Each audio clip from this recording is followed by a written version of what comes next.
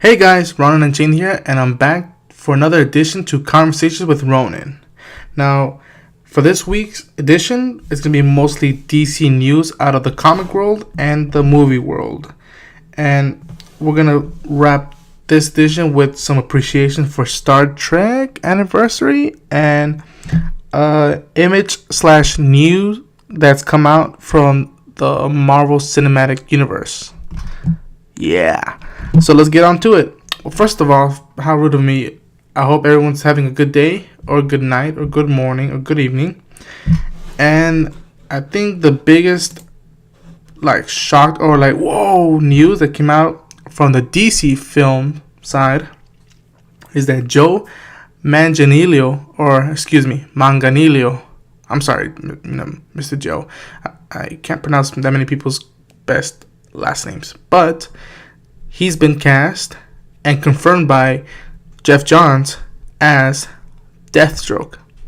Now, early on, a couple of weeks ago, or I think it was towards this beginning week, Ben Affleck released a clip that revealed Deathstroke. And it was confirmed that he's going to be the main villain in the Batman solo film that Ben is writing, directing, producing, and starring. So yeah, but now that they've casted Deathstroke, now mostly people will know him from True Blood and Magic Mike. To be honest, guys, I haven't seen any of those films, and I don't mean to judge the actor or the films, but they don't spark any interest for me. However, this will be my first reveal. I hopefully, or maybe something else along the way, of Joe's acting career. And when I look in, when you guys, I'll have the picture right here right now that you guys can see. When I look at him, I automatically see him as perfect. That's perfect Deathstroke. And I think that even though, knowing from Magic Mike, I'm assuming from what I saw of the TV spots and whatnot, that he's buff, that he's in top fitness. And so I think it's sort of interesting to see that someone that's at good physical point of his life is gonna be so we're actually gonna see some good hand-to-head combat fights, some sort of John Wick, Winter Soldier, or Civil War type of fights, or even the fights that Ben Affleck Batman performed in the Dawn of Justice film. So I'm extremely excited for this casting. I have a lot of hope in the Batman solo film. I just recently reacted to two of Ben Affleck's films that are coming out. One is The Accountant, and the other is Live by Night. Both look like excellent films that I'm definitely going to go watch. And I mean, I'm going to be there in the lines, the midnight showings or 7 p.m. showings on Thursday nights or Wednesday nights for that solo film. And I can't wait to see whether they have a good, awesome fight. And I'd like to give a little shout out to Jeff Johns for revealing it on his Twitter account, I believe. So thank you, Mr. Johns. And I wish you guys the best. Now, sticking into the world of DC, let's go to the comic side. They just announced that on October 5th, DC is gonna release a miniseries, I believe, called Death of Hawkman. Now, from what I've seen with most of my friends, what I've seen in social media, Hawkman isn't really a world-known character. And just my opinion, maybe I'm wrong. Maybe I haven't met enough Hawkman fans. But I do know that he's in the Legends of Tomorrow show. And he's, how do I say it without insulting the big names of DC? He's that type of character that for me stands out incredibly, and it'd be nice to see more interest in him or more stuff being thrown at him. Same goes for the Atom, in my opinion. Hawkman, Atom, who else am I thinking of? Green Arrow. Well, Green Arrow, he has his own show, but But when I heard about Death of Hawkman, it's like, whoa. I'm very, very interested and intrigued to see how they're gonna basically kill him off, I guess. And even though Hawkman's always interested me, he's always had two different versions of him. There was the Golden Age, and then there was the Silver Age one. The Golden Age one, he was an archaeologist, Carter Hall, I believe his name is, and that he discovers he's the reincarnation of an Egyptian prince, and he's cursed to be immortal. And then I think in the Silver Age one, he's Carter Hall, a Thanagarian space cop, whatnot, and that he's working undercover on Earth. I think so. Mostly, I gotta be honest with you guys. Mostly all the info, and I'm learning right now that I'm reading comics back.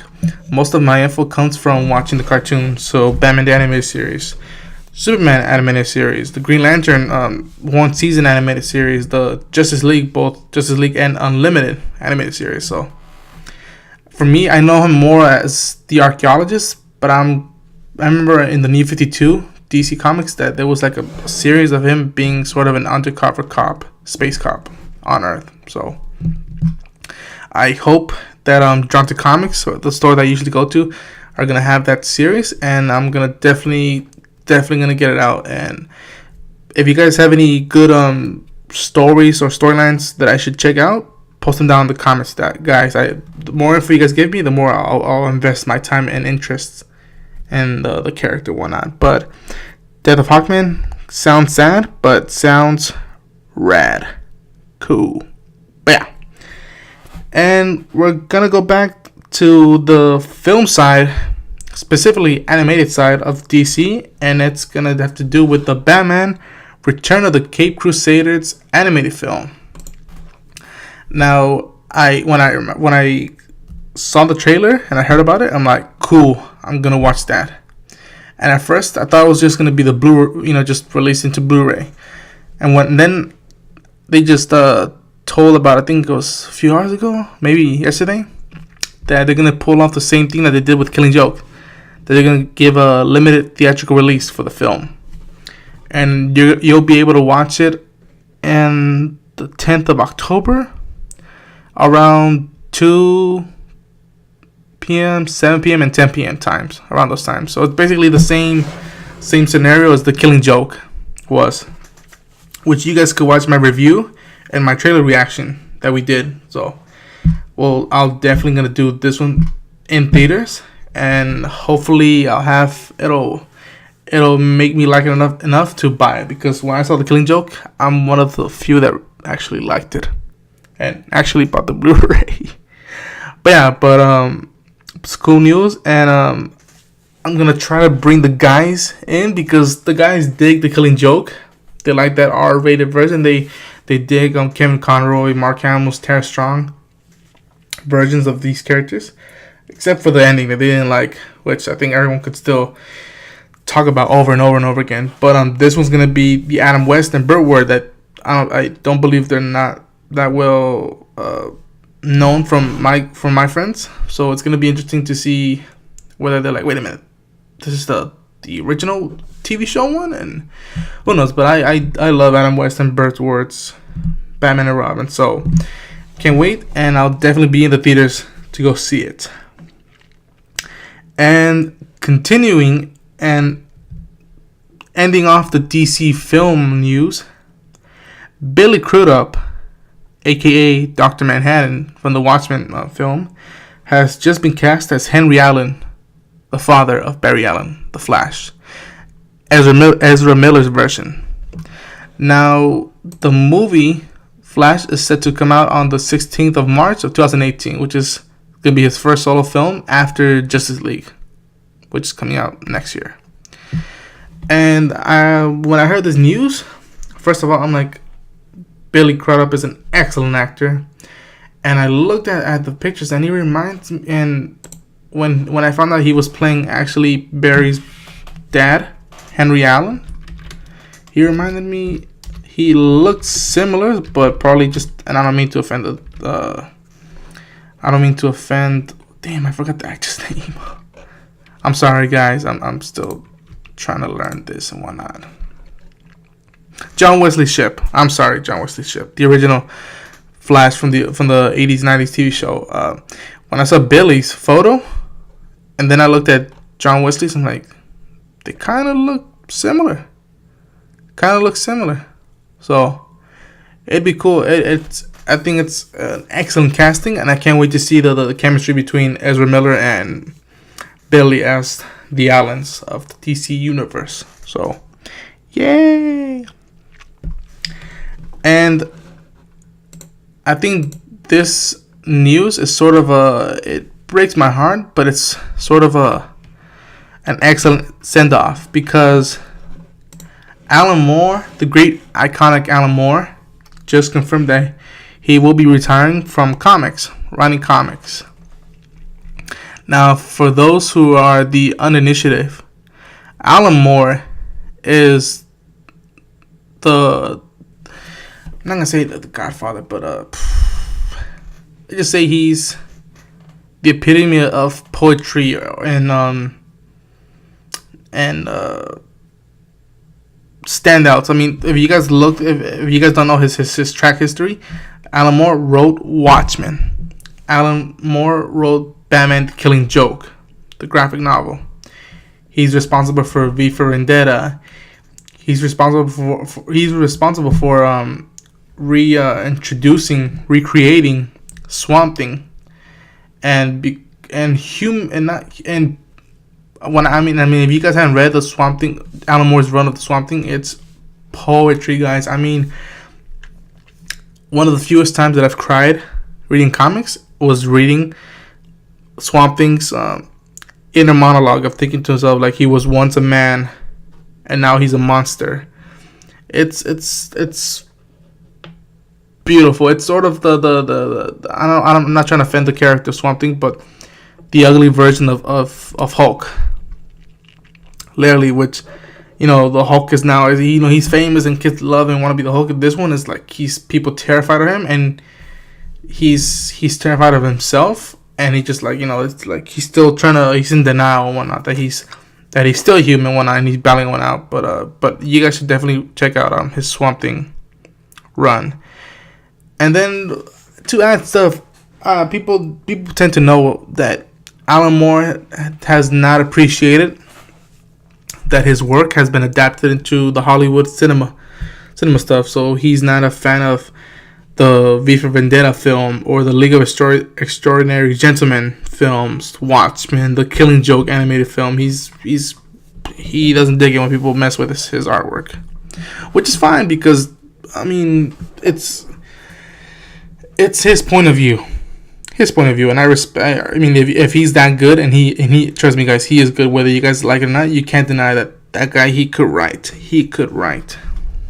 And just to read off what he said, because I think the Guardian were interviewing him. He said, "Excuse me.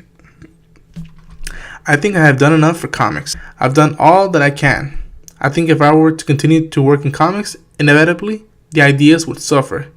Inevitably, you'd start to see me retreat old ground, and I think both you and I probably deserve something better than that. I know I am able to do anything anyone is capable of doing in the comic book medium," which is true.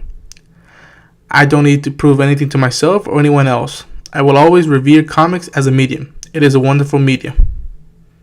Which, I mean, come on, guys, that's... When he's ready to ring the bell, and I mean, there's no more than we could say. Then the only thing we could say is now is thank you for the amazing body of work that he did. Because to me, I thought when I first started loving comics, I thought you're just supposed to entertain. You're just supposed to entertain the readers, and that's it. Show cool imagery, and then make the bad guy lose and make the good guy look cool winning.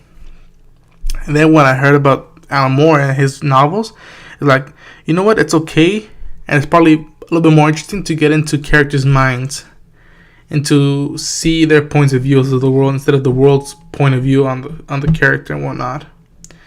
Let's see when we twist our heroes, when we twist our villains, when we twist our societies. I mean, if you guys don't realize it now or haven't realized, Watchmen and V for Vendetta are during the time period that he wrote those books. He reflected of what he saw, the Reagan era's fascism and whatnot. So I doubt he'll ever hear this. But if anyone's close to him and could send him this message, Mr. Alan Moore from Ronin Unchained, Miguel is my actual name. Thank you. I respect your body of work, and I think that if they ever make a Mount Rushmore of comic books, your head and your hair and your beard should be in that mountain. So, muchas gracias, Mr. Alan Moore. So yeah, so that's my little send off to the great Alan Moore. And guys, check your dates. It's the 50th anniversary of Star Trek, guys. Now, for those who don't know, I'm here to proudly admit it. I am more of a Star Wars fan. I grew up with it, and I love Star Wars. However, Star Trek has a special spot in my heart. And I've seen parts of the original TV show with William Shatner, Leonard Nimoy. I've seen parts of The Next Generation with Sir Patrick Stewart. And I think I've seen almost all the original films except for the first one that I remember I put on the first 5 minutes or 10 minutes and I was bored already. I'm like, nah, screw this. But I still like Wrath of Khan. The Search for Spock is kind of interesting. The fourth one, The Voyage Home. Interesting, but not my first choice of a Star Trek film. And the fifth, The Undiscovered Country, it's Star Trek, so I don't want to bastardize the old films, but I am a fan of the new ones, the new Star Trek films, the ones that J.J. Abrams rebooted. Star Trek Beyond is my favorite, and then it goes Beyond, the first one and the second one. Which they're all great. You know, the into even as what people think of Into Darkness, it's still an entertaining film. However, it is debatable whether what happened or whether what route they decided to take on that film is like the correct or the right or the logical one. I'm gonna say it right now, guys. Spock's my favorite character. If I had to choose, do you want to be a captain of a Starfleet ship? Do you want to run the U.S. Enterprise, or do you want to be Spock? I want to be Spock. As handsome they make William Shatner, Captain Kirk, or Chris Pines, as much as he used to be a womanizer, or I think he's still a womanizer. I don't know. As you know, that's my connection with Star Trek is through Spock, guys. It's not through Captain Kirk. It's not through Mr. Hulu, Mr. Scotty, Mr. Chekhov, Mrs. Uhura. I mean, I love all of them. Bones, Dr. McCoy, I love all of them. But Spock's my connection to Star Trek.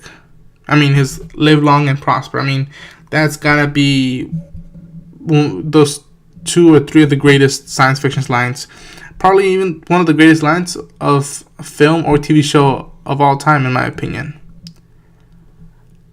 And I won't choose what because I remember when I had a couple of friends who liked Star Trek. I was like, so who's it gonna be, Picard or Kirk, original TV show or Next Generation? And I'm like, guys, I won't choose because I like both.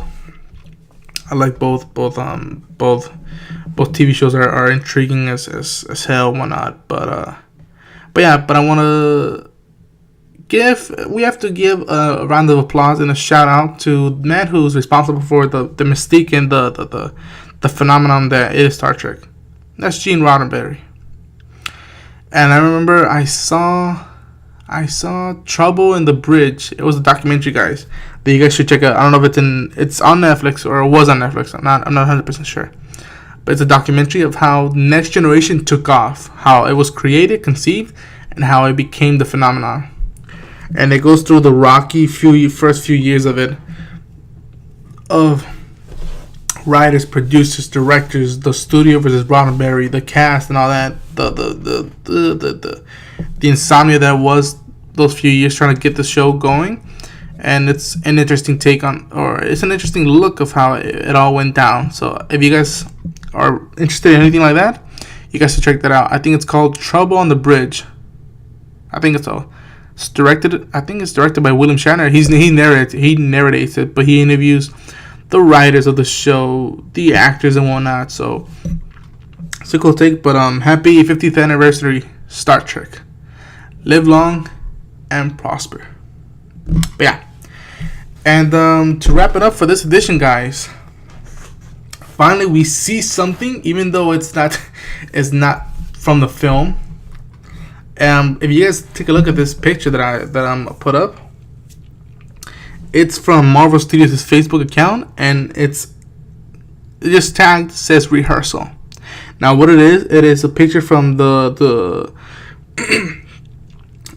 setting of the studio where they're making Avengers Infinity War, and you could tell that it's Joe and Anthony Russo rehearsing with Josh Brolin, who's in his motion capture suit as the Mad Titan Thanos.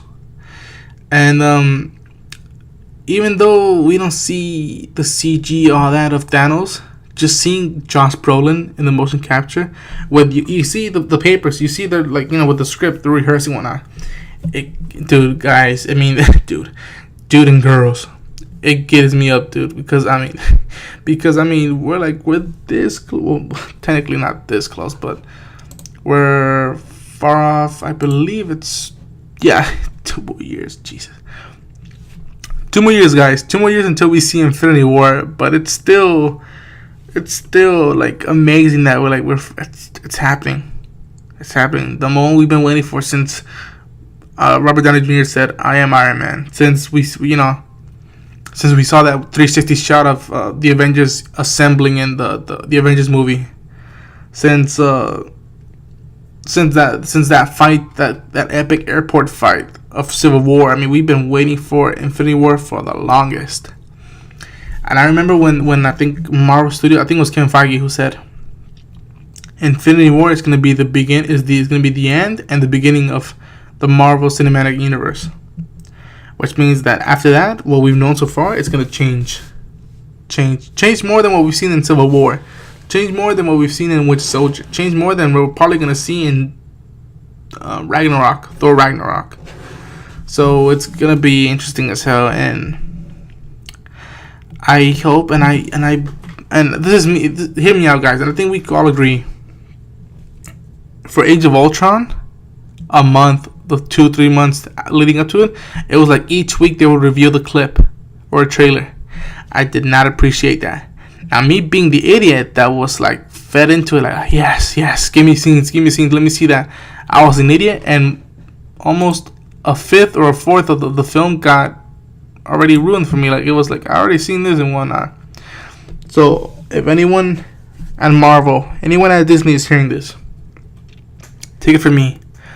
Do what you did in Star Wars The Force Awakens. Do it for Infinity War. Don't throw us clips. Don't throw us big reveals. Well, with the exception of something cool when I like Chewie were home. But follow the layout that Star Wars Force Awakens did. How it was first just a teaser, and then it was the Chewie were home, and then it's the Force, the Jedi. It's all real. Follow that trend of things whatnot, and don't. What's a big thing that don't make the same mistake? And I'm not trying to bash it out between Marvel and DC. Trust me, guys, I'm not trying to start a war between it. But we could admit, when we saw the Batman vs Superman Dawn of Justice trailer where they revealed Doomsday, it would have been like, no, you should have saved that for the film. So it could have been like, what? They're gonna do Doomsday? They don't reveal Thanos with the gauntlet. Please don't reveal that to us. Don't reveal the Guardians teaming up with the Avengers. Don't show us those cool shots, moments, scenes. Hold it as just as long, because even though we're gonna be scratching our heads and crawling down our skins, to see stuff like that, just hold it up for the theater. Trust me, you'll get more reception than what you would normally will. So, but yeah, I'm excited, guys. It's an awesome time to be a geek, and I'm thankful that this stuff is going on right now in my young adult years. That I'm not just worried about taxes and paying off school loans and all that BS stuff. But I'm like, every month something cool is gonna go down, and I'll be there. So that's gonna be it for this edition, guys. Thank you so much. Thank you so much for holding up with me for the past close to half an hour. If you guys like this video, hit the like button, subscribe for more content. Let me know on your comments down below, guys, if you liked it, if you hated it, what do you think I could improve, what you thought I should have touched on more. Tell me some deeper info on some of these topics that I had. And I'll see you guys in the next podcast edition. Take care, live long, and prosper.